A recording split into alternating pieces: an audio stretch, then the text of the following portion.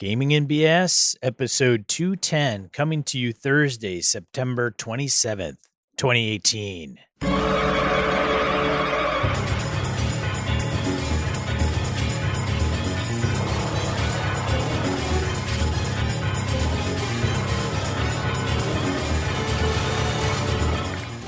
Welcome to Gaming and BS Tabletop RPG Podcast. I'm one of your hosts, Sean. And I'm Brett. Welcome to the show. Welcome back, folks. How you doing, Sean? Doing okay, Brett.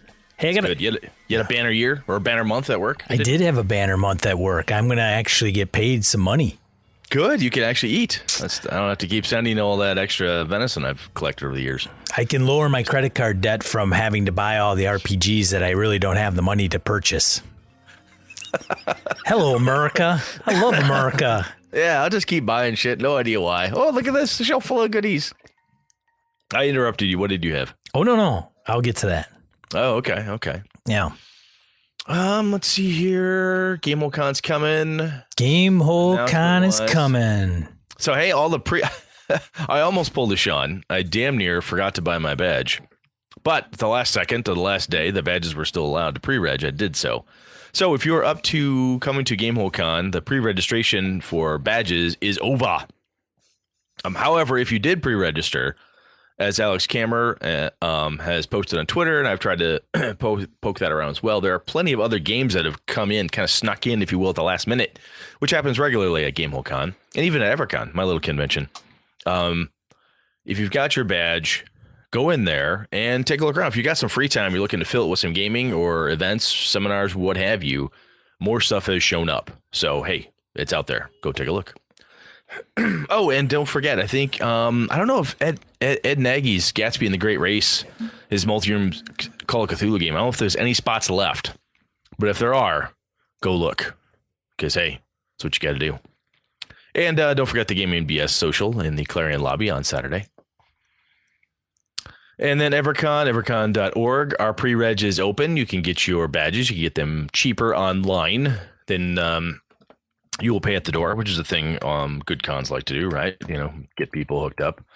And then let's see. Oh, event registration still cooking. We've got more events coming in. Working with some of our local partners to get some goodies.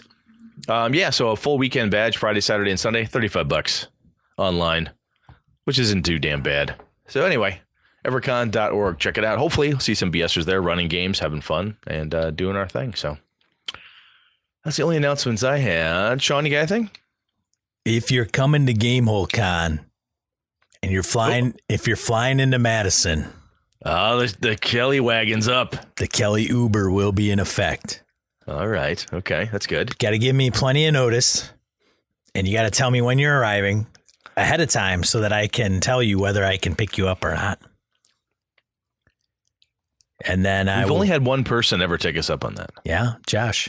Well, I wonder why. We keep telling people we roll them when we pick them up. I can't imagine why anybody's... Why isn't anybody else signing up? See, you also picked up Pat Kilbane, special guest of GameholeCon. You picked up Pat Kilbane, and we didn't roll Pat. And he's got plenty of cash. I mean, come on. Could have taken Pat out, but we chose not to. Because we're not that kind of guys. Well, right. He's a big dude, too. He is. He's quite tall. He's thin, but scrappy. Thin guys are scrappy. Right. Things I've learned. Right. So if you do need a little Uberage from the airport to your hotel or whatever, and we can oblige you, sounds like the Kelly Uber is available. So hook us up. We'll hook you up. Matt Mercer, feel free. Give me a jingle and... Matt will be arriving probably in his private limo or something like that. Right, I'm sure. Like Lincoln Town Car, Alex Kammer with a little black hat, holding up a sign that says Mercer on it. One of my favorite, I remember, I think it was Ken Haidt said this. He doesn't, he's a grumpy old man like many of us are getting to be. And he's like, if you'd have told me 10 years ago, some online gamer guy would stop traffic at PAX East just by walking across the floor, I never would have believed you, but I saw it happen. So it's interesting. The world we live in. Indeed. Are we ready? Shall we move on? We shall. Let's get into Random Encounter. Let's do that thing. right. So, What do we got? Just one? We got two? Got a couple. I'll tell you what. You start. The first one looks long, and I don't want to read it. All right. You start. Saul writes us. So this is a little delayed on my part, but regardless, we're covering you, Saul. Hey guys, I wrote to you guys a while back on Brett's Feels. Like I said, that episode really hit home. I didn't think you would read my email online, but was pleasantly surprised. Anyway, it was a weird first letter, so here is a better one. I've been listening to you guys since about episode 173. I can't believe that I didn't find your podcast before. I got hooked on listening to Fear the Boot and then Happy Jacks. I also listen to Secret Cabal, but they are mostly board game podcasts. But the important thing is that I found and listened to you guys. Oh, thanks, Saul. Yeah, that's true. That's very Cheers, man. It's very important. Very important. It's the most important thing. I started to go back into your episodes as I work very early, 3 a.m. start time, and the job is pretty boring. So I have plenty of time to listen to you guys. There have been so many issues and topics that I wanted to respond to, but I failed to note the episode and deemed it not worthy to bring back in a very old topic.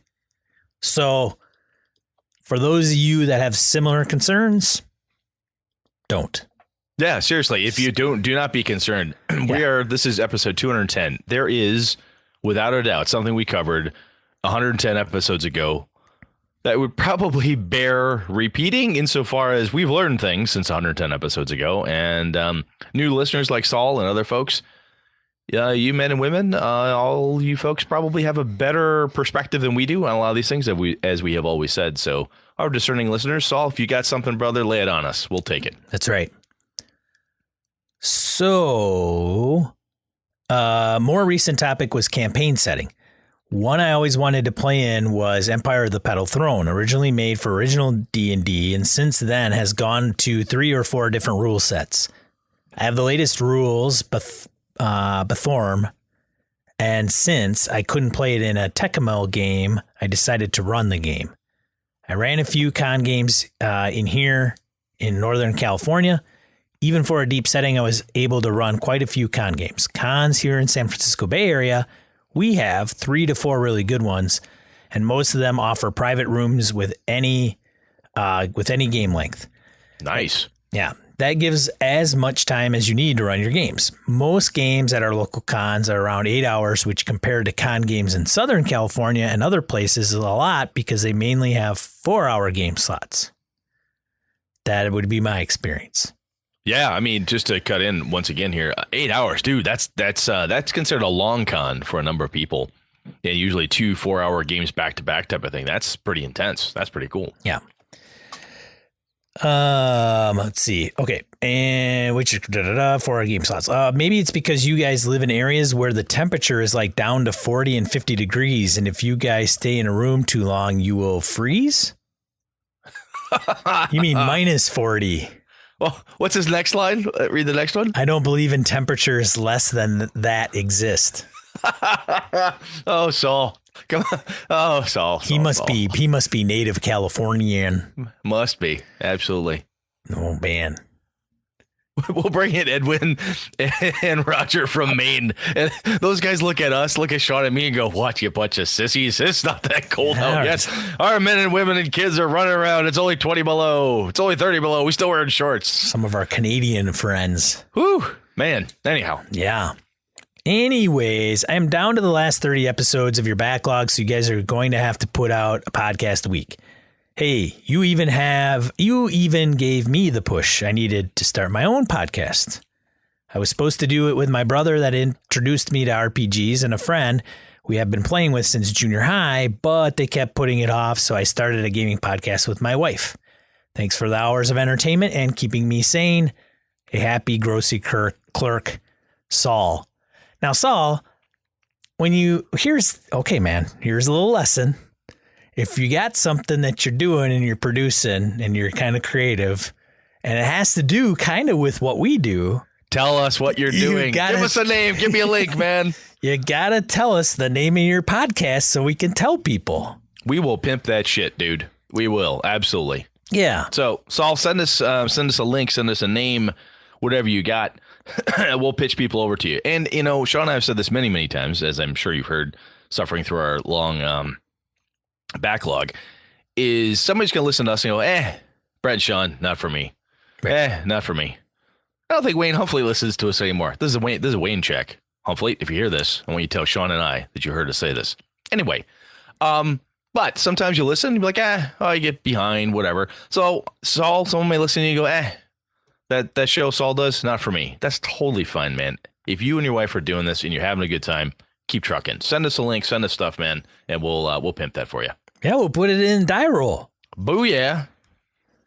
So obviously Saul did not write in with any specifics of, any problem or anything he was running by us. So very gracious enough to write us. Thank you. Don't be a stranger. If you are wondering, well, should I write these guys or should I not write these guys? Err on the side of writing us. Absolutely. Because Brett doesn't come up with topics. So, I do sometimes. He does, but sometimes he just takes whatever you write us and makes it a topic. Because it's way better than the shit I've come up with. That's true. Seriously, though, I mean, we can't. Sometimes someone will write in and Sean will look at it and go, oh, crap, so-and-so wrote in. We completely forgot. And we try to slide that stuff in and to get it in there. So if you did write to us and we missed you for some reason, we apologize. We're sorry, because we love hearing from you guys, and reading this stuff is cool. And the perspectives, the stories, it's awesome. It really is. So keep it coming. Now, having said that, Saul, with the Tecmo and Empire of the Petal Throne, I know somebody who is on their foundation. Victor. Oh, that's right. Victor Raymond's in Madison. He lives across the street from me. So I think it's the Tecmo Foundation. I don't remember what it's called. Jeff D is another old school guy, artist, game designer dude. Jeff D was a huge Empire of the Petal Throne guy too, I think. But if you want to, check it out or become a part of that community, I know that. I mean, I'm sure they're online. Just Google it. It's another resource for you to tune in. They re-released some of the Empire of the Petal Throne stuff. I think a few podcasts ago. So you might listen to this in like a month or so. I don't know. Sean, did you ever get into Empire of the Petal Throne? I was like Empire of the Petal Throne adjacent insofar as I knew it was this super cool old school thing. Was it M.A. Barker? Yes. M.A. Barker, professor. Yes. If I recall correctly. Yep. Design created. It was this really cool, amazing thing. And it was always that piece of I should look at that. It's kind of, I have Pendragon, so I can actually read Pendragon, but it kind of always reminded me of the Pendragon thing insofar as I'm like, it's a thing I should take a look at and maybe run someday because it seems to have a lot of coolness to it. I just haven't gotten into it. I should do that. So I never heard of it until I ran into Victor, and that was really, and I've only known Victor it's been a little while. I mean, it's not like we go out and chug beers back every week or anything, but I don't remember how. I think I met Victor through gaming, probably the Grumbling Dwarf when I ran that website. And Victor went to school in Minnesota, and so he knew Professor Barker. As a matter of fact, I ran and one of the Gary Cons, it's a little story. One of the Gary Cons, Adam Thornton, I believe, and Victor. So some of you might not know Adam. Some of you may. He's a RPGer. He's on Google Plus. But he and Victor got together and had all these computers, like old computers, big, huge 19-inch CRT. Like plopped them down at GaryCon on Sunday to transfer a butt ton of old files. Wow. Off of hard drives and floppy disks, like 3.5-inch floppies. 5.25, the big. Though I don't think they had any of those. They didn't go that far? That's still crazy. No, they didn't go to 8-inch either. So I don't know about the 8-inch. So they were transferring those files to archive a lot of that stuff. And that's how I think that, and Victor brought it up like this. So he's all deep into that. Probably knows quite a bit of the lore and, knew the author, Professor Barker, who's no longer with us. But anyways, that's how I found out about it. And I'd never heard about it through the 80s, the 90s. I mean, it wasn't probably until God, I don't know, 2015 or 2014. Yeah. As I said, I always knew it was a thing. I'd see it in the old Dragon magazines or hear some of the old guys talking about it around me, but I was always adjacent to it. It was never, no one I knew or gamed with was into it. They know, oh yes, that thing. And they always knew a person who knew a person type of deal. So interesting. Cool stuff. Thanks again, Saul. Good stuff, man. Yeah. Okay, what do we got here? Michael D writes in, hey guys, long-time listener, first-time patron backer. Although, he continues, Sean hating on spellcasters might mean that it may have to reconsider. Sean, you're going to cost us a backer. Check that hatred at the door, man. I play spellcasters. Poorly. Hey-oh. Oh. Wow. So he said, we'll see what happens going forward. He's hoping to get to GameholeCon. I highly recommend playing the WereGators game. He's excellent. And Michael D also asked if we know anyone with a room for rent super cheap. I do not know. All the gamers I'm aware of, I am either crashing with or I know their rooms are already full. I do not know anybody or locations. I know that a lot of the stuff that's immediately connected to the Clarion or nearby adjacent to Sheridan tend to fill up pretty damn fast. So I would not doubt those are full, Michael. You probably will have to look outside of it. The other thing to do is, if you're interested in like talking to gamers, I'll say random gamers, right? Because obviously we don't know these people. GameholeCon has a couple different groups on Facebook. They're actually fairly active on Facebook, more so than they are on G+, which is a shame, Alex. Anyway, go out there, and that might be a good place to poke around, or even on the Twitters, and see what you can find. Because I don't doubt, Michael, that it's not just you. There's probably a couple other folks out there who would love to show up and are looking to either split a room, find a room, or locate something. It's been so damn long. I've been very fortunate in that Kev Thulu, friend of the show, in front of Sean and I, he and I usually room together at GameholeCon, and he's been so kind as to take the rent the room burden off of me. I just say, where are we at? We're over here. How much are we? Here it is. That's all I have to do. So he's a gentleman and a scholar of that, Kevin. But anyhow, that's what I'm thinking. Sean, you got any better advice? Well, so if you don't mind driving probably 5 or 6 miles and you can, Google Maps this thing, you could go to what's called the Spence Motel on East Washington Avenue. It's one of those hotels. Why would you do that? One of those hotels. Why would you do that to anybody? It's a hotel. It's kind of cheap. I think they may even rent by the hour. It's one of those. So and you get a discount. You get a discount if you have to clean the chalk outlines up yourself. You may want to bring your own sheets and bedding. I'm just saying. And so if you're really that's terrible. Right across from our local strip club in Madison. So. Yeah, that's terrible advice. I am not making this up either. So anybody, I know you're not. we are only slightly exaggerating the horrors that would befall you were you there. I would be interested to find out how many stars the Spence Hotel gets on for ratings. The Spence. I don't think they rate via stars. I think they rate via other things. I don't know. Anyway, shall we move on? I suppose. Main topic. Michael, thank you for listening and for backing. Always a pleasure, man. Yes, thank you very much. It's much appreciated.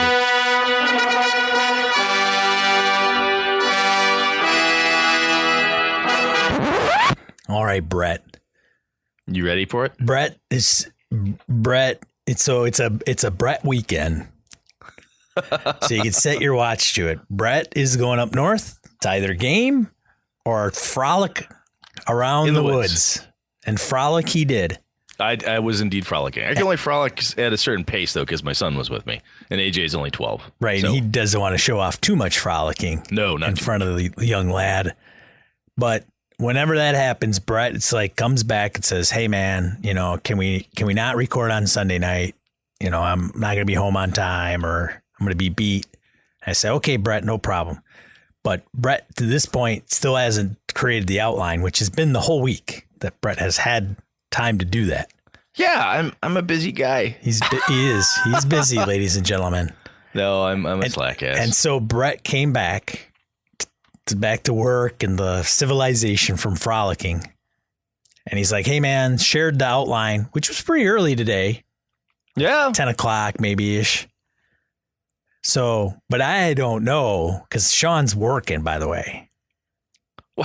So I haven't had time to look over this topic. So Brett, what am I? So how ill prepared am I going to be in addressing this topic for our listeners that are looking for complete and utter value out of this show? So this is that was a ugly way to say you dumb fucker, Brett. Get on the stick, you dick. This is my way of passive aggressively telling Brett. Wow, that's nice. Thanks, man. That I should do better. Okay, I'll try. So after this show, Brett will should create 20 copies. Oh yeah, they'll be outline shared to you. They'll be blank there, and that's okay if they're blank, because then I could start making notes. Yeah, that happens, people. It's gonna start, people. All right. So what I want to talk about is gauntlet. Loot. The gauntlet. Yes. So what I talk about is loot. So one of the things that this started with a conversation I had with when I was up playing Star Wars with my buddy. Time out. Yeah. Loot verb or loot noun?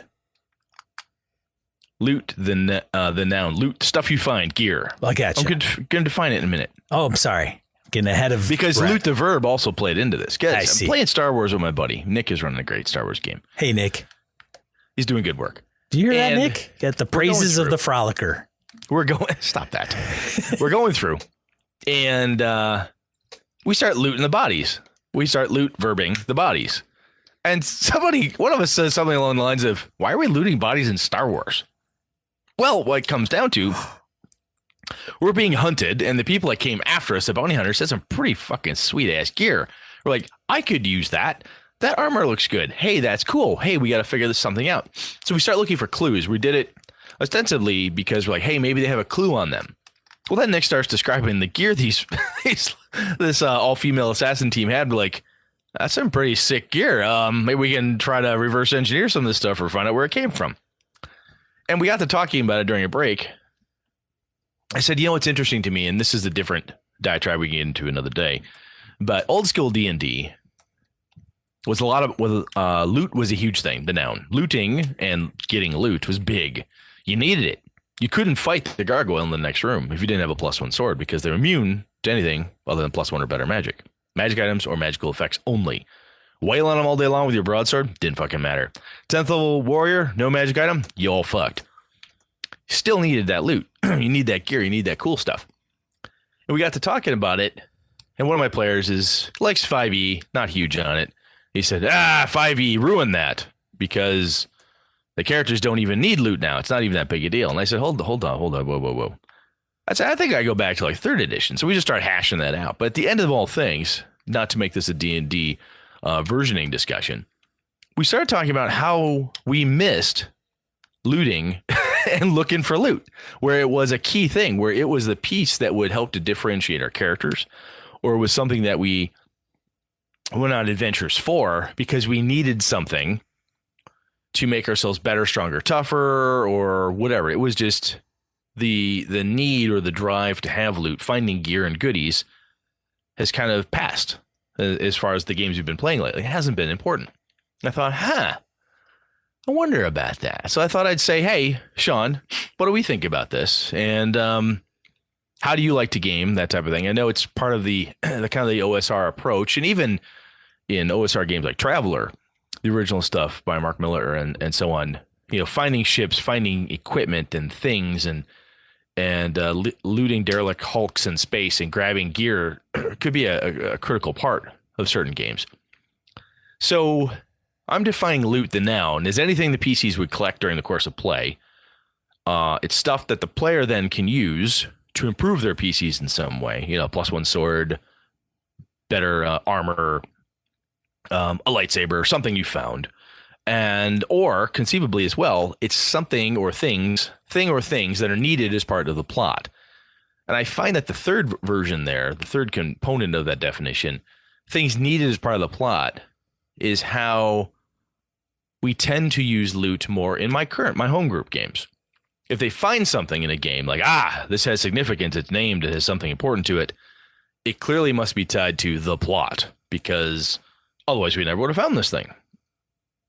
So, Sean, I just babbled a whole bunch there. What's your reaction to that? What do you think? You don't know. He leans into the mic. I think it's going to be dependent upon what kind of game you and your players want to have.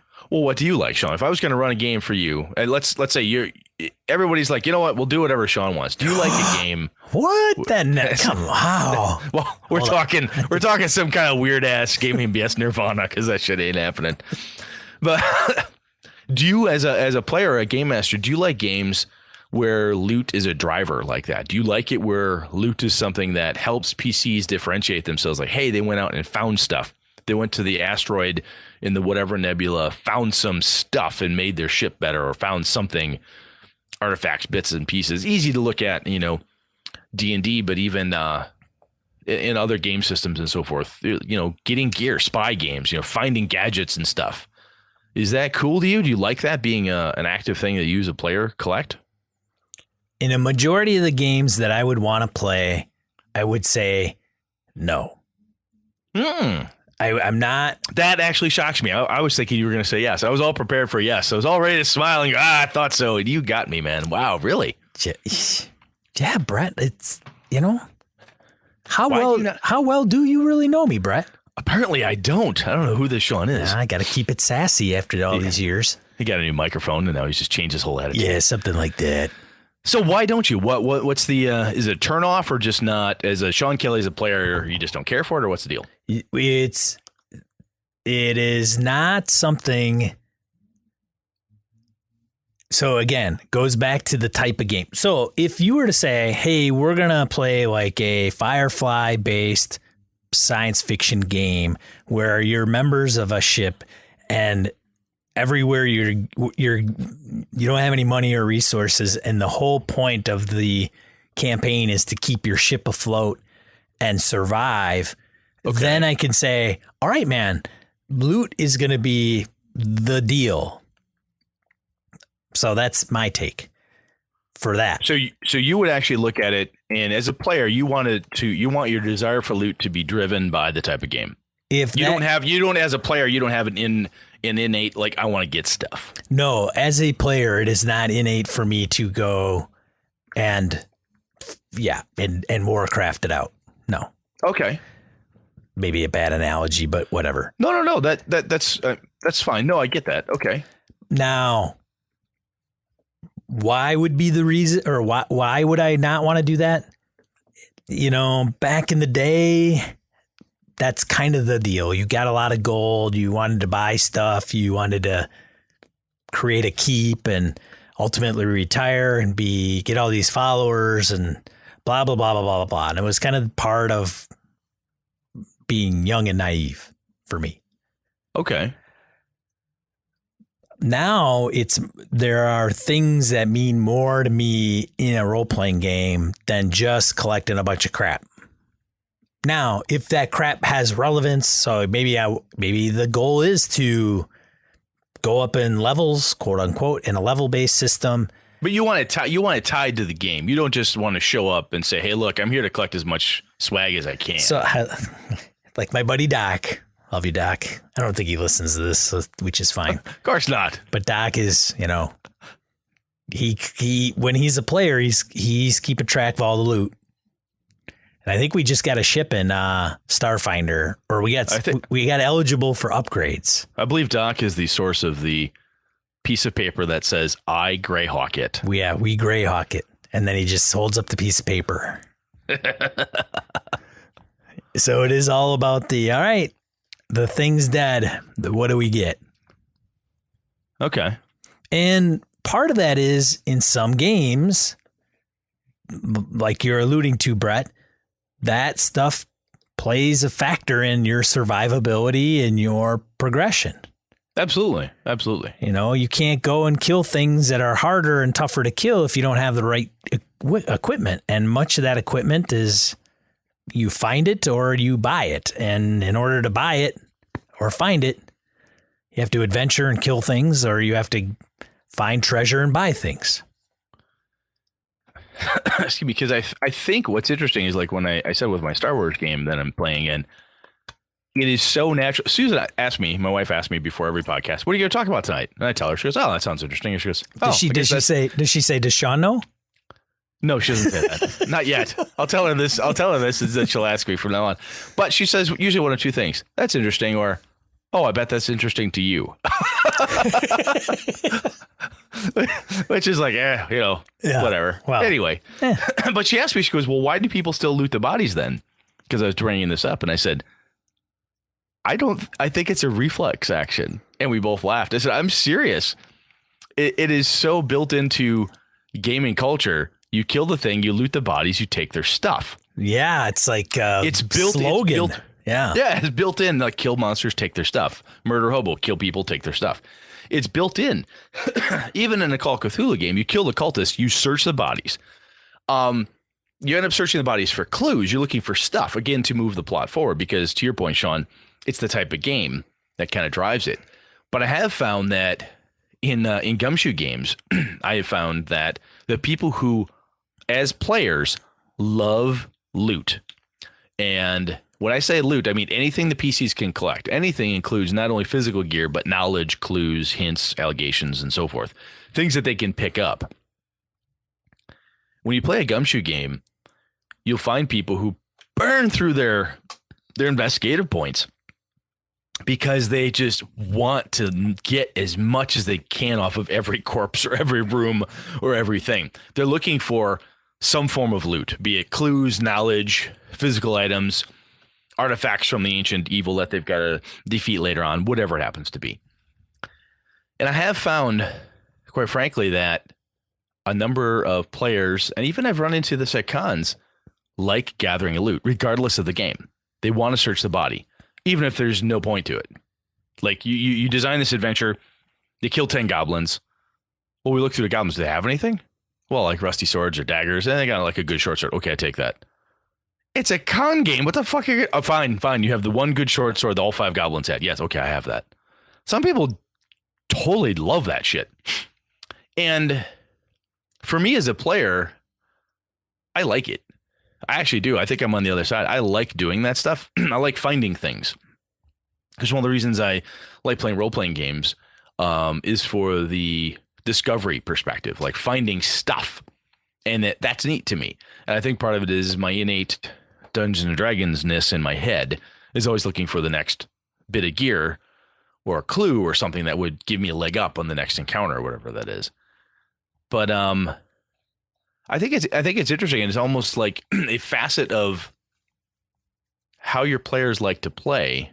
That if you put your game master hat on, step behind the other side of the screen, is that a thing, Sean? When you're playing with a doc and who likes to get that stuff, do you make sure that doc has stuff like that to get, or do you like, too fucking bad, doc?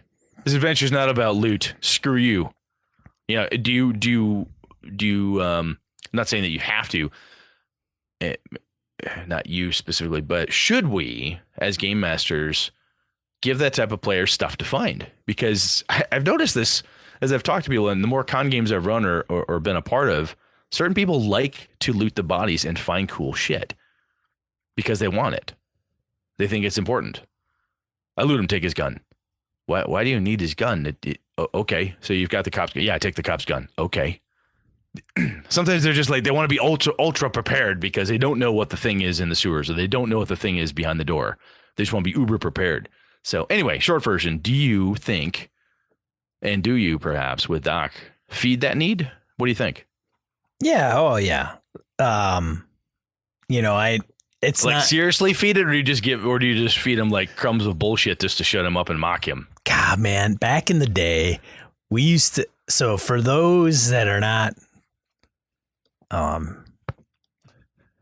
we're under 50. Who are not over the age of 35 or 40, probably. There used to be the Monty Hall game. So if you want to go on the Game Show Network and find out when Let's Make a Deal is playing, that's the old Monty Hall was the host of that game. And yes. Monty Hall campaigns were always about so in Let's Make a Deal, you pick from door number 1, door number 2, or door number 3.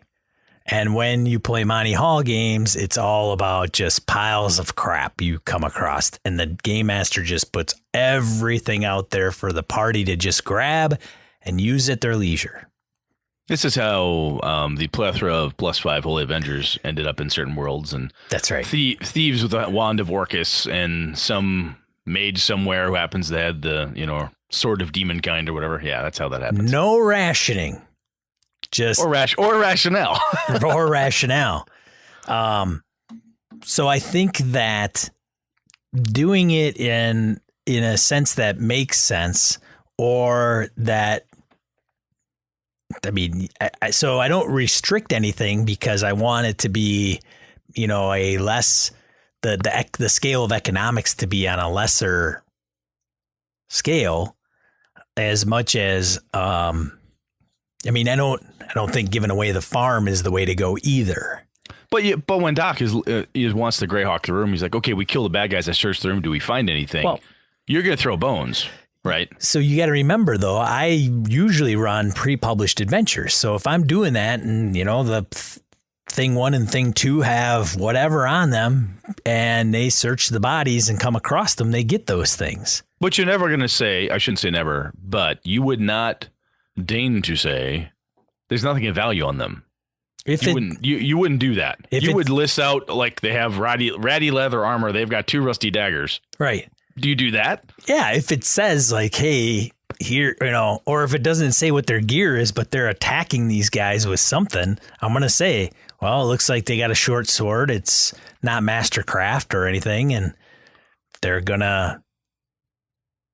So if I ask, whatever, if I want to see what the space pirates have on them, and I ask you, I take the time to ask you what the space pirates have, you're going to tell me what they've got. Yeah. Okay. If it's outlined in the adventure, I'm going to give them, unless even when it's been outlined in an adventure for me, I've done the look, this is a waste of fucking time.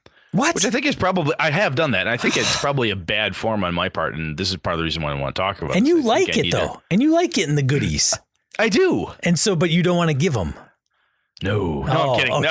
No. Okay. Brett, everything is right in the world. Is it crystal clear now? Yeah, it's all good. No, I think it's interesting because I think my desire to want to get the goodies is I'm like, guys, you're wasting your time here. There's cooler stuff in the next room type of thing. The other space pirates have cooler shit. These guys have, basic blasters and no armor.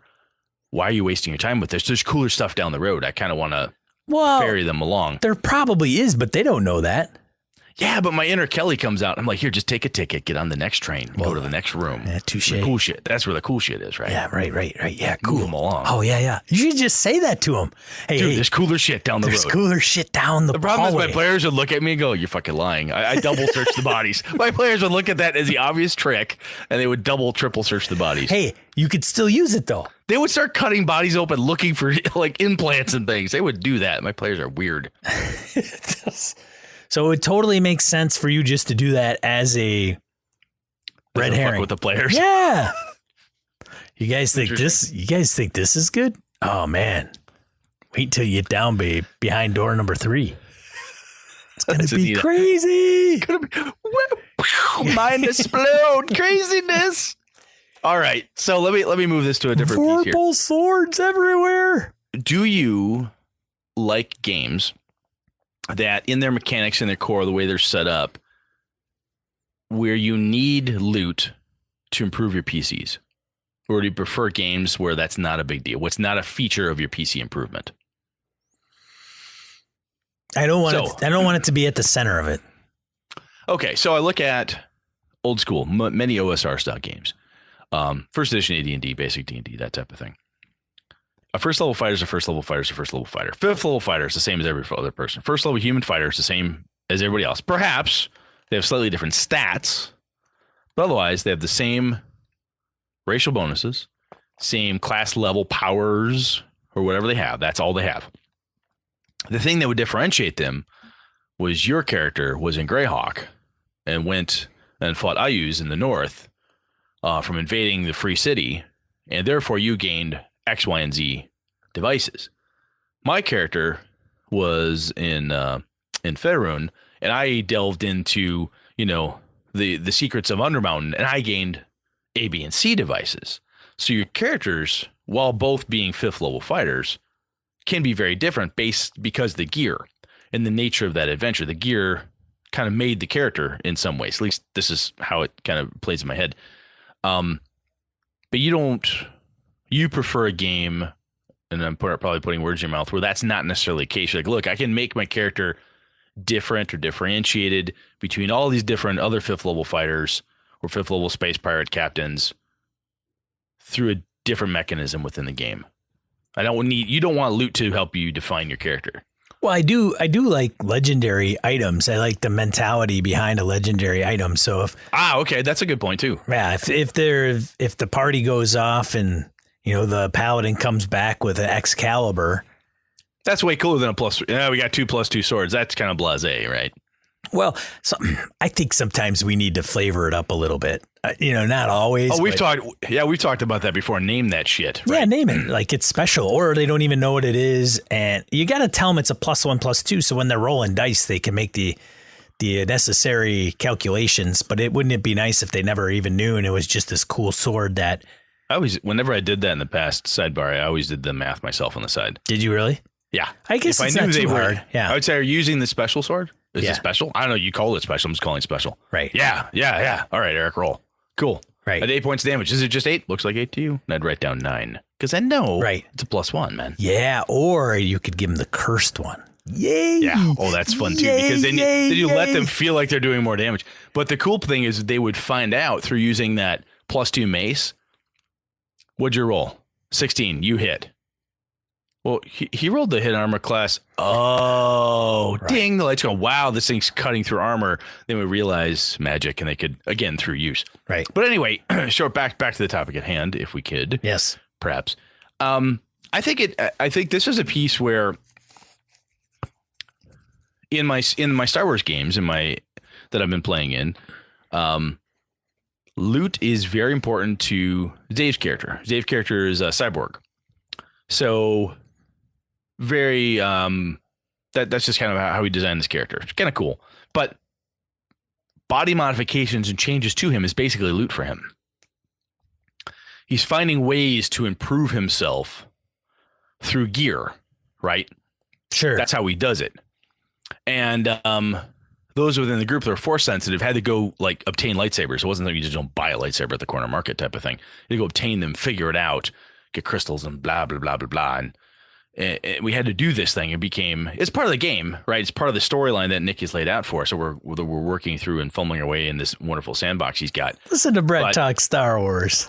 That's so adorable. This is all, I'm positive I'm wrong in almost every regard. And again, this is how I'll tell when Wayne Humphrey's listening, because he'll slap me next time with his lightsaber. Anyhow, I think it's become it's a requirement that we have to have these things in order to improve our PCs, because the challenges in front of us are such that we cannot defeat them without this stuff. The way that system works, if we didn't have that stuff, we wouldn't be able to do it. At least in the adventures we're running. Well, that's the trick. Like even Tomb of Annihilation, somebody's a couple people have given me a heads up where, you're not coming across the butt ton of magic items. No, 5e doesn't have tons of magic from what I have seen. No, and when you get to the end and you need it, or do you? I don't know. We'll see. Yeah. The gauntlet. Well, then you got to throw them a bone. You got to give them the right stuff so they can accomplish what they need to do. Yep. Yeah. But you don't like it being kind of like baked in, right? So I say, and somebody out there will get cranky at me for this or think I'm missing a point of some kind, but it feels to me in many of the OSR style games that I've played and I actually enjoy, and a piece of it that I miss right now personally is not the reliance on loot per se to improve my PC, but the drive to go get the loot. Like, hey, I'd like to improve my character through adventuring, and one of the things that you improve through adventuring is not only gathering experience points through defeating monsters by trickery, by murder, by by rock slide, however it is you accomplish, defeating the monster, but also by uncovering lost magical items. So to me, some of that in a D&D place has always been uncovering what was lost or forgotten in ancient civilizations, magic items left behind in a dragon's hoard. You finding that stuff, it's fucking cool. And that's where I think your drive, you said, make the magic items cool, right? It's not just a +2 flame tongue. It's the +2, flame tongue that's called, Dragon's Bane, that's called Dragon Breath, or, Ice Bane or something cool. Give it some flavor. But I like that. And I think I'm kind of missing it, which is one of the things I like about how Nick is running his Star Wars game, is that it's scratching that itch I have. I want to find cool stuff and have it be part of my character's advancement. You got not, that, Nick? Hey, Nick, are you listening? Hey, Nick, are you out there? Nick's not listening. But I'm positive that if he did listen, he'd be like, yes, that's pretty much what I'm doing. Anyway, I like that. I like that piece of it. It's not required, right? You could play that game without having to go get a lightsaber or figure out how to make one or whatever it is. But I think because it's part of the story, to keep it going, I want to go get it to make my character better. And when I play my fantasy games, I like it being a feature of my character improvement. Like, hey, look, this +3 thing really, really helps. And having character classes or feats or whatever it is that have all these extra bonuses and powers and stuff is kind of, I guess I've been doing that so long that the older thing feels interesting to me again. Maybe I'm just burned out on the different approach. I don't know. No, I totally get it. I mean, I don't see why that is a problem, and I totally see the desire to be in a game where that's kind of the thing. I mean, I think me personally, I think there's a balance, and I think every game master out there probably has an understanding of that.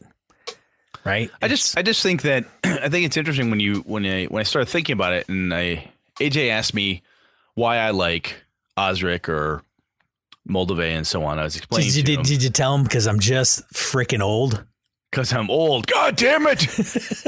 I colored my own dice in when I was a kid, and I liked it fine. Anyway. I got dice older than you. I do. I know. He's 12. I got dice older than my oldest son, who's 19. Anyway, oh God. Anyhow, through talking through it, I'm like, there's a need that a lot of players have, and as you lovingly call it, going through the warcrafting component, you want to go kill stuff and take their things. We have this desire to loot as gamers. We want to kill them and loot their shit. Even when I played Vampire or Amber, for God's sakes, if they ever defeated a bad guy, they loot the corpse. We wouldn't say looting because you weren't playing D&D. You would say, I searched the body. Right. I'm looking for a clue. Right. You're looting. You're going through his pockets and looking for loose change, right? This is what you're doing. You're trying to find stuff. You kill the space pirate. You tear the body apart trying to find something, whether it's a clue or whatever it is.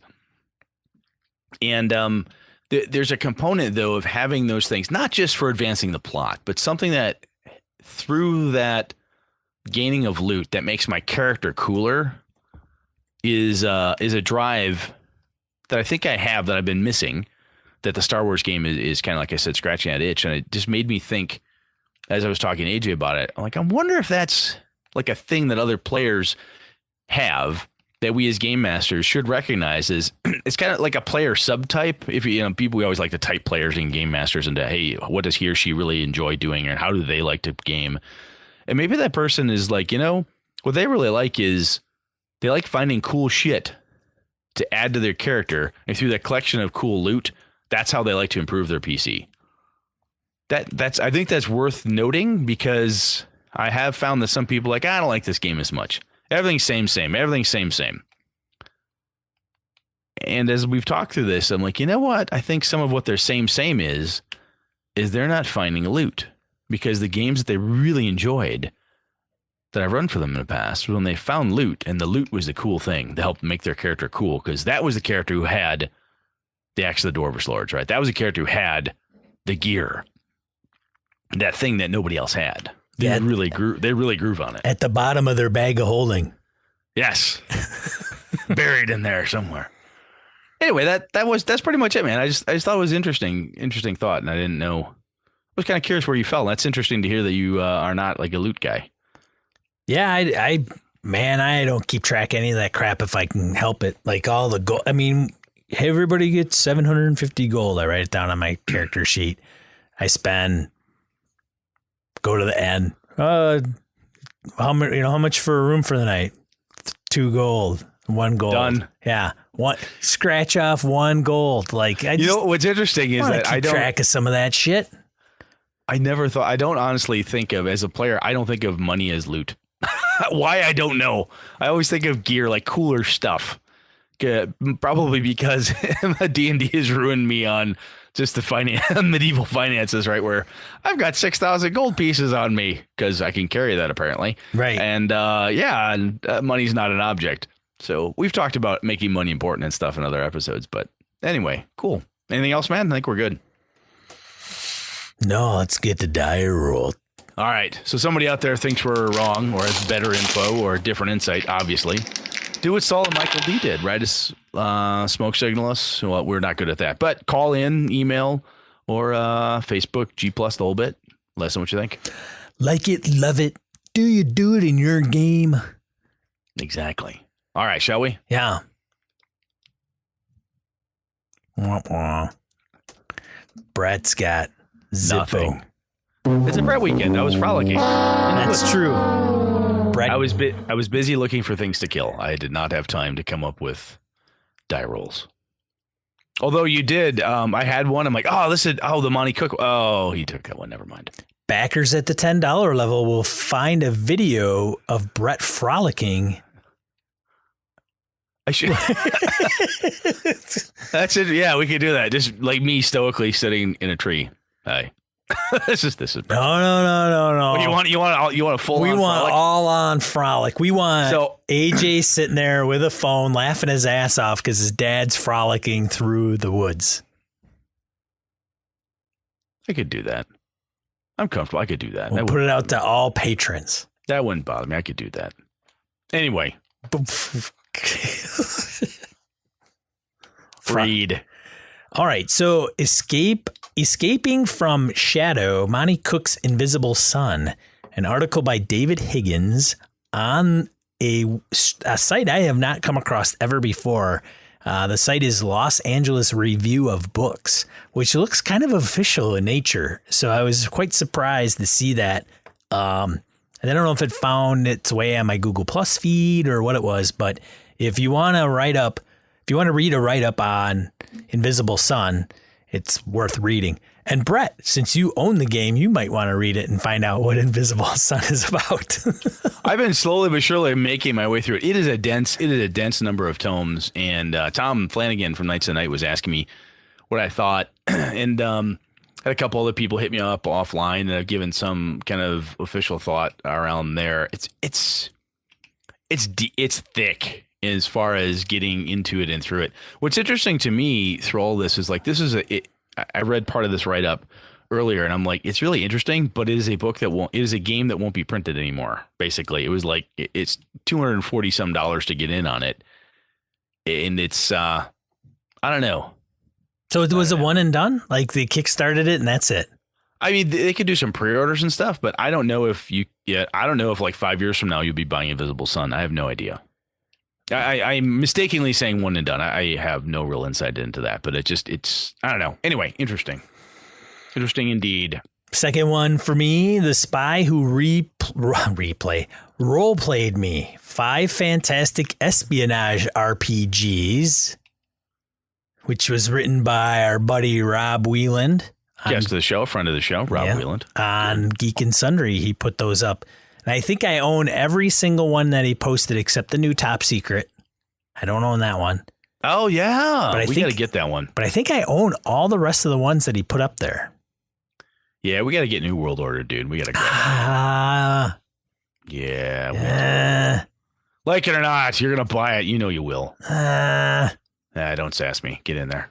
And then the last one for me, Expedition to the Barrier Peaks. Is it making a comeback? So there was a hint of a survey of what would you find in an expedition to the Barrier Peaks. So for those of you that have not played the infamous module. We won't give it away, but they're every once in a while, or I should say, in the past, Wizards of the Coast has released an adventure for Extra Life. Yes. Yep. So they may release this new revised version for Extra Life. And Extra Life is a charity that goes towards the hospital network, children's hospital network throughout the U.S. and is run. God, I don't know. There's people that do it all throughout like the end of the year. Mm-hmm. So anyways, Expedition of the Barrier Peaks. I brought that up this past weekend, and a buddy of mine was like, "Oh, that's a good module. Oh, yeah, it's a great adventure. It's a great adventure." I have found very few things that were like, I will get, "That's so fucking stupid," or, "Oh, that's awesome. You don't understand it. God, that's dumb. I totally understand it. It's still dumb." I get the weirdest. Not a lot of middle ground on the people I've talked to. Right. Oh, and so that's all I have for die roll for this week. We didn't list any for the listeners. If we overlooked it, apologies. I do have a question for Brett. Yes. As he's doing outlines as I'm talking to him, you dirty bastard. You got two of them. I know you do. I'm getting all the notifications coming across my phone. I know. So I have a situation that I was actually quite proud that I came up with this, but I want to run this by you as a scenario. How Brett would run this, right? Okay. Because then I don't think we need a ton of rules to figure this out. Because I don't think the rules are going to help. Am I being set up? Because I feel like I'm being set up. It's an encounter that I had run into. Am I being set up or am I not being set up? I don't think so. All right. I don't think so. So I'm just checking. Tomb of Annihilation spoilers. If you're going through it, I don't know if it's really spoilers. This is kind of just what happened. That if you're in the Tomb of Annihilation, you may come across, and so you may take this as that's a good idea, and then use it. So maybe you don't want to tune into this. In which case, we'll finish. We'll move on. So we'll just say this. This has been another episode of Gaming and BS. I'm Sean. And I'm Brett. Good night and good game and all. All right. So for those that are continuing to stay with us, here's the spoiler encounter for Tomb of Annihilation. Ready, Brett? Okay. All right. You're in a tomb. It's annihilating. Now, without going into a half-hour diatribe about this thing. It depends. Right. It always does. It always does. So the group of adventurers make their way, we'll just say, to an encounter. Okay. And in that encounter, there's a non-player character that brings up a small group of, an entourage to basically meet the player characters. Okay. Okay. The NPC tells them to take action. Hey, we need you to go back the way you came and scout out for undead and get rid of them. So in the middle of an adventure, yep, they encounter some NPCs with entourage that says, "Look, y'all, back it up. Check the undead." They're at a fort. Okay. Okay. No, fair enough. So they've gotten to a point of rest and security, and a side quest approaches them. Correct. Well, yeah, they're going along. They come across the fort. They enter the fort, and then the leader of the fort comes out. The leader of the fort seems to be a little incompetent. Okay. Captain Sidequest is not competent. Right. And so Captain Sidequest tells them, "Hey, thanks for showing up. Where did you come from? Who are you? And what are you doing down here?" They say, "This is what we're doing. This is where we're going, blah, blah, blah, blah." He says, "Great.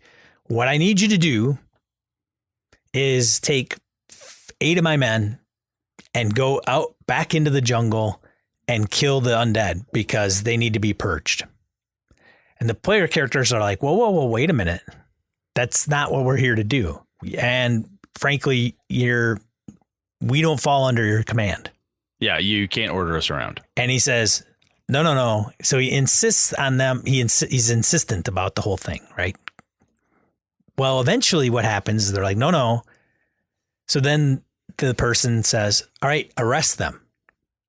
You won't do what I want. Arrest them. Correct. Arrest them. They're not obeying orders. Arrest them, tie them up, shackle them. Okay. right? Okay. So that's the situation. They're all kind of clumped together. So they let themselves get arrested? No. Okay. So one of the spellcasters decides to cast, I don't know if it's obscuring mist or what it is, but I can't remember the exact spell, which I'm sure plays relevance to this situation, but give me a break. Anyways, he casts it and it creates a 20-foot radius fog. Okay. Obscuring. Yeah. It's, Fair amount of fog. Yeah. It's fog, 20 feet radius in a area that is essentially probably 40 by 40. Give or take. Oh, wow. Covers a good chunk of it. Okay. Right. Exactly. Okay. Now what do you do? So what I would have done is as soon as they said arrest them and the party would have said, whoa, what the hell? Undead attack. I would have had the undead immediately attack at that point. The gates had not been closed yet. Or somebody heard a noise, open the gates. I would have had the undead attack and I would have forced the undead issue. The players could still be irked and annoyed at Captain Sidequest because he's a douchebag. Right. But they would have fought the undead. I would have also probably had one of the undead kill an innocent. Simply to show the terror, the horror that, look, this is a real fucking problem. Right. Or if not the undead attack, it would have been the doors burst open, farmer, wife, and child come in. They're bawling, they're crying. They're back, they've got my son. And then the open doors, the undead hordes come pouring through, right? So there have been like, oh my God, immediate problem. That's what I would have done. Yes. But at this point, what has been done? You've let it gone too far. The party they dropped a smoke bomb, man, right in the middle of everything. Same thing. Centered on the center person in the whole spiel. Undead attacked. So you would have had, okay, you've got the obscured, effect. Obscuring mist, yes. Yes. And you have undead coming at the same time. Absolutely. Now, how do you run that? Make it even more complicated. Well, it's obscured, so whatever the rules are for that, it becomes complicated. Well, I can't see anything. I don't know the map, so my assumption is that the undead would come in through the front doors outside of the area where they're at. Sure. So the players are going to have to vacate the area they're at. Sure. Or let people get eaten alive. My question to you is, how do you run it either mechanically or unmechanically of them navigating a cloud that they can't see through? So the PCs are NPCs. Whatever, dude. There's all kinds of shit going on. There's freaking 10 NPCs, 10 PCs. None of them can see each other. It's total chaos. So if they're in this room, it's total chaos. I have the undead attack. They're screaming, the sounds of flesh being rended. Oh my God, he's eating my face. That type of screaming in the background. Yeah. You look at the person. Yeah. Look at the person who casts a spell. Is it concentration? Yes. Do you want to keep the fog up or would you like to go fix the problem? Keep it up. I want to keep it up. So you're going to keep the fog up. As everybody cannot see. So no one can see. Right. And the undead are going to come in here while you're blinded. I'm just no making undead. Sure I'm clear. No undead. There's why no aren't undead. Why won't you do the undead? I didn't do the undead. It's done. I'm asking you why not. Bring it in. I didn't think of it at the time. I could have done it. I didn't do it. Oh, okay. You didn't end there with the room of fog. You progressed past that. Well, I got through it and I made it mechanically. Okay. I came up with a solution. You're asking me what I would have done. Yeah, and I'm asking. So the undead. What I would have done is, as soon as the fog. No, that's what I would have done. As soon as the fog landed. Yeah. It would have been undead are there. No. Dude, that is done. It's played itself out. Then you can't ask me what I'm going to do. Okay. All right. So what you want to know is you have a very constricted thing, like saying, look, here's all you can do. All you were asking me for is how do I deal with the fog? I don't have anything else, just a room with 40 people. Yes. Can't figure out what the fuck they're going to do. Right. So if the orders were seize them, how Captain Sidequest, how loyal are his troops? Oh, that's debate. Well, who knows? Who knows? Well, I don't know. I'm constricted, man. You tied one hand behind my back with other hand tying. You as game master have the latitude to say that maybe some folks actually think he's incompetent on his side. So anything at that point, those people leave. They back out immediately to the nearest wall. Okay. They want to get out of the fog. Right. They back out to the fog. How easy do you make this? Do you just wait? Are you going to hand wave all this bullshit? No. Okay. It's like you roll initiative. Okay. Okay, initiative order. What do you do? Okay. Player does this, players do that. So it's the bad guy's turn. Yes. Right. You hear the shuffling sounds and people going.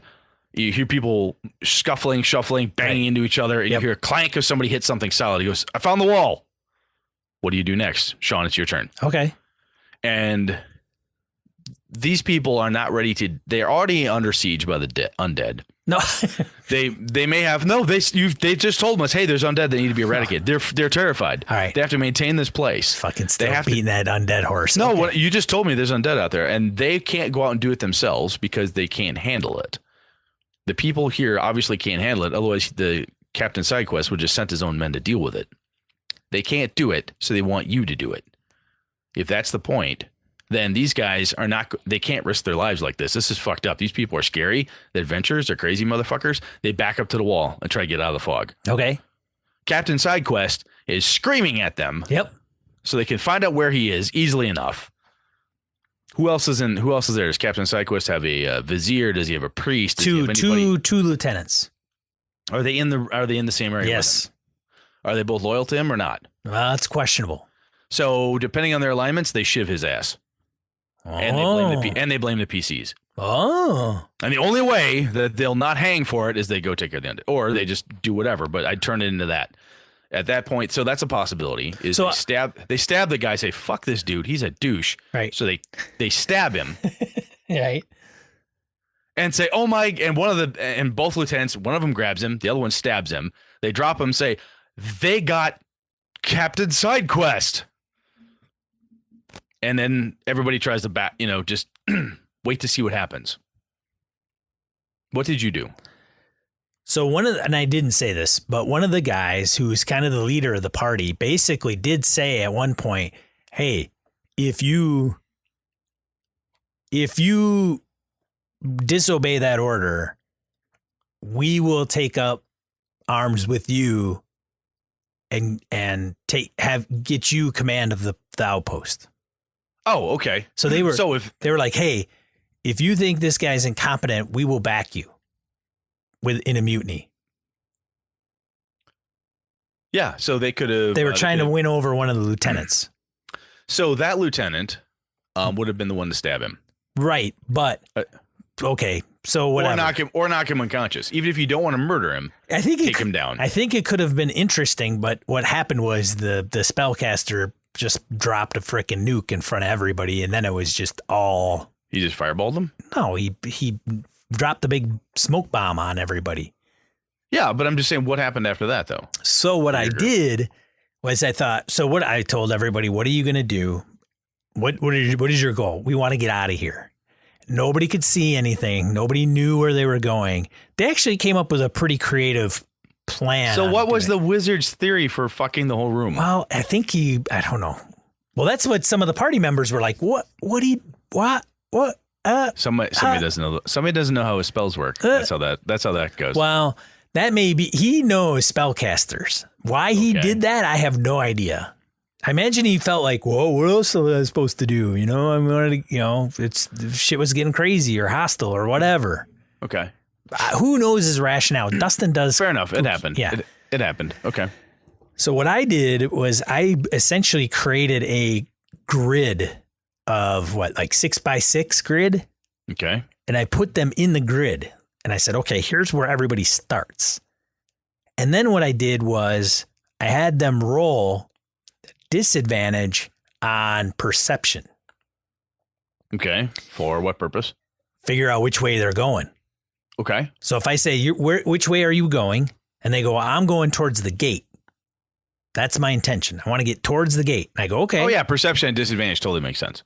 Perception, disadvantage. They roll. If they make it, they go in the correct direction. If they fail, use a scatter diagram. If they fail, they roll a D8. And I count clockwise from scatter diagram. Kind of, yeah, pretty much. Yeah. I count around them 1, 2, 3, 4, 5, 6, 7, 8. And that's the direction they go.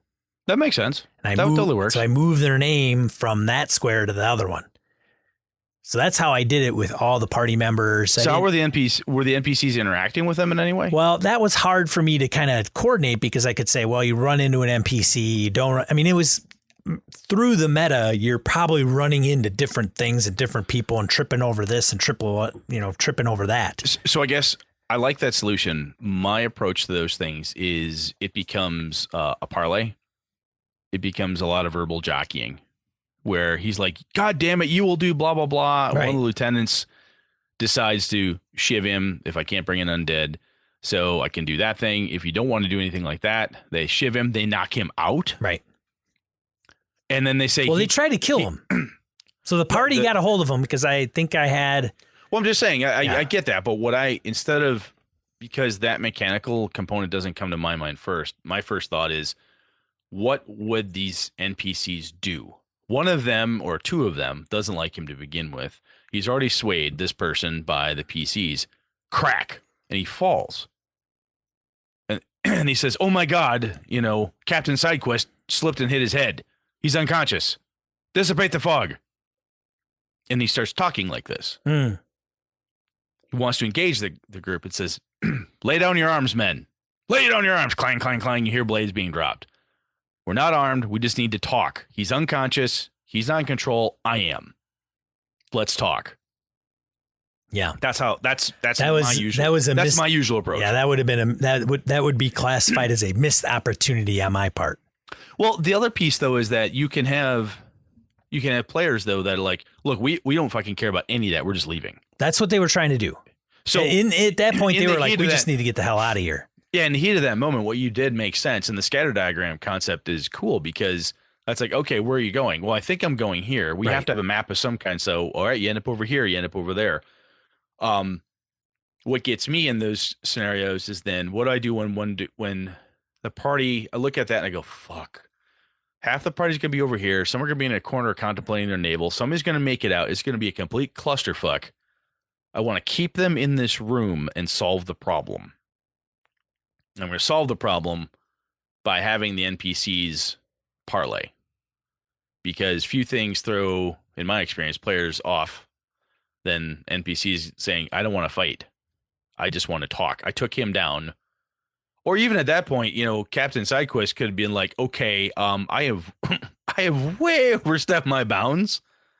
Look, I'm putting my sword down, Clang. Let's start over. You could do that if you wanted to. I like the idea if they've already taken the approach to the lieutenant says, look, I've had enough of this D-bag anyway. Kunk, kosh him. He's down. Oh, he hit his head when he fell. The other men aren't going to know any different. They may on the side go, I know what Lieutenant Billy did. He knocked him down, and the other lieutenant, Marianne may be like, I don't know if I trust Billy anymore. That was kind of cheesy, but they've got their own thing to worry about back and forth. Now he's unconscious. If you want to play him evil, then they stab the motherfucker and leave him. And then they blame the party. And then the party, when they start scattering around, as soon as they bump into an NPC, then NPC takes a hack at them. And now they're in a fight in the fog. Again, they don't leave their room. They've got to deal with the problem. At some point, somebody's going to say, turn off the goddamn fog machine. Somebody's going to get mad. The wizard's going to either have to shut it off, or there's going to be an unseen bloodbath that occurs, and people will be slipping and sliding all over the gore. Make sense? Yeah. That's what I would. Now, it's easy for me to armchair game master that because I wasn't there. Yeah. And I don't know your group. Yeah. And I don't know what they groove on. Right. And if that type of if you've been playing with them for a while and that type of parlay, you'd be like, look, Brett, they'd just puke all over that. They're like, whatever, I punch them in the face. It's because some groups are like that. Right. Then what you did is absolutely legitimate. I wouldn't say that's bad. Gotcha. Bad, wrong. It's cool. I like the use of the scatter diagram and the because using the disadvantage mechanic for perception totally makes sense because they're effectively blind. Well, and then they had one that had a panther for a companion, so I gave them scent and gave them straight rolls to smell through, right? And then I think the druid turned into a cat, so you got a cat at your foot, rubbing on your leg. Okay, well I follow the cat out, and the cat makes its way out somehow. So there was a little bit of that going on, helping party members get out. One ended up getting out on the side of a wall and maneuvering out. So it worked out in the end. It was just the sudden poof. Yeah. Fuck. Shit. What do I do now? Right. Okay. Nobody can see anything.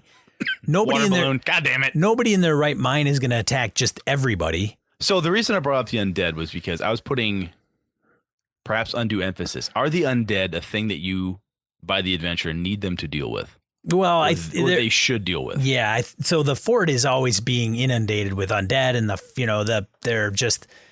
So I think that leads to part of the stress and the illusion of, or the craziness that is of the commander. So that's the reason I brought up, is because when you said that, my assumption was immediately that it's a critical part. It's not just a side quest. I jokingly called him Captain Side Quest. Right. But it's connected enough that, or it should be connected enough that it would be a cool diversion, a thing that they should deal with. If you felt that. Well, that's the why I'm jungle's like, crawling with it. Like I'm just saying, if they don't want to go to the source of the thing, bring it to them, and then they will feel obligated to go deal with it because of the evil it's done. Right. That's what I was saying. Gotcha. But yeah, given your scenario, the other thing that happens too is, like I said, it's easy to armchair DM that. Oh, clearly you should have had them parlay, but in the heat of the moment, somebody's like, I don't know, what the fuck did you, Billy? What did you do? Oh, you're a fog cloud. Yeah. I've had players, I mean, you remember back in high school, like, I drop a fireball. Yep. The room's closed. Yeah, but I'll probably survive. Wham! I'm like, oh, fuck, dude. Yep. Tommy, what the hell are you doing, man? Why Forgash? What are you doing that for? I mean, the guys were like, you probably talk about this on the show. I'm like, oh, yeah. Goddamn right we will. Yeah. You bunch of idiots. No, this is, if only players do the darndest things, episodes, 1 through 1,000. Right. And it's hard to think on your feet. And I don't know the rest of the adventure too, right? Where what happens if they murder Captain Side Quest? Right. Does this guy, or if they diss him, does he not lend them aid at a critical juncture later? I don't know. Yeah, well, I don't know. We'll just have to stay tuned and see. Have to find out. Yeah.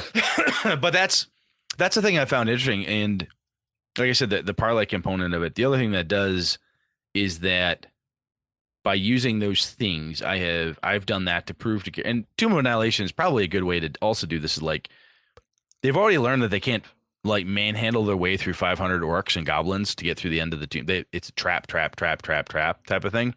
Yeah, it's the fucking Tomb of Horrors, man. Right. So a discussion with NPCs is probably a good idea. The other thing, though, that, putting on my quasi game master psychological hat, is saying, if they haven't had a lot of combat recently and they finally got a chance to beat the shit out of something, people play D&D sometimes to wail on monsters and take their stuff. And if finally some NPC was a complete douchebag, like, finally I can punch this fucker in the face. Give me some dice to roll. So somebody wanted to punch somebody in the face after having their ass beat by traps through potentially a current, couple sessions. Finally, the chance for combat's there, which is, again, why I lean towards bringing the undead in, so that way they've got real monsters to fight and they're not fighting up, beating on that guy. Right. Just my thought. Okay. And I'm not saying you're wrong, so please don't take it like that. No. I just wanted to see what your thoughts were. That's all. Cool. Okay. I like that idea, though. Yeah. The whole, look, I need you to do this. We don't want to do it. No, I'm fucking serious. You need to go do this. But I don't want, look, you have to do this. Yeah, you're going to do it. Oh, we're not going to do it. Fine, that's it. I've had it. Arrest these men. Exactly. Guards, arrest them. You can see that a paranoid leader does crazy ass shit, especially if he's living in a fucking swamp surrounded by undead. Yeah, I could see him being a little paranoid. Yeah, Colonel Kurtz, man. Yeah. Oh, totally. Yeah. I don't know who Colonel Kurtz is. Go watch Apocalypse Now, kids. That's right. Cool. All right, man. We good? Yeah, we're good, man. Sweet. Thanks for staying late, folks. Awesome. Thanks, man. All right. This episode of Gaming and BS brought to you with the help from the following BSers: Andy Hall, Corey Wynn, Graham Minert, Joe Swick, Brett's biggest fan, Forrest DeGarry, Mark Anthony Benedetti, Sean Nicholson, Tim Jensen, Remy Bilodeau, Jason Hobbs, Wayne Humfleet, James Carpio, Pure Mongrel, Lord Tentacle, Corey Johnston, Brandon Barnes, Dan LaValle, CW Mellencamp, The Lost Sailor, Misdirected Mark Productions, Christopher Gray, Finolf, Mirko Froelich, Eileen Barnes, Tony Sugarloaf Baker, Todd Crapper, Wiz Static, Alexander Auerbach, Neil Benson, Chris Steele, Eric Hoffman, Kyle Winter, Christopher Lang, Curtis Takahashi, Mark Tasaka, Larry Hout, Ray Otis, Ron Bishop, Craig Huber, Xavier G, JV, John Hammersley, The Closet Gamer, John Steve, Jared Rasher, Mark Richmond, Thomas Hook, Chad Glayman, Sky, Roger Braslett, Craig, Howard Bishop, Jim Fitzpatrick, Peter Skange, Josh Wallace, Corey Welch, Eli Kurtz, Patiri Turtianen, Edwin Nagy, Bruce Cunnington, Aaron Coleman, Tim Shorts, Angus, Rolfer Guild, Gordon Cranford, Eric Salzwedel, Matt Cyberlick, Jack Neller, Robert Nemeth, Eric Bonts, Palladian, Ron Blessing, Brian Kurtz, Knights of the Night Crew, Laramie L. Wall, Kevin Lovecraft, Evan Harrison Cass, and Malcolm Cool. For ways to support the show, head over to gaminginbs.com/support-us. Thanks, BSers! This has been a Litterbox Studio production.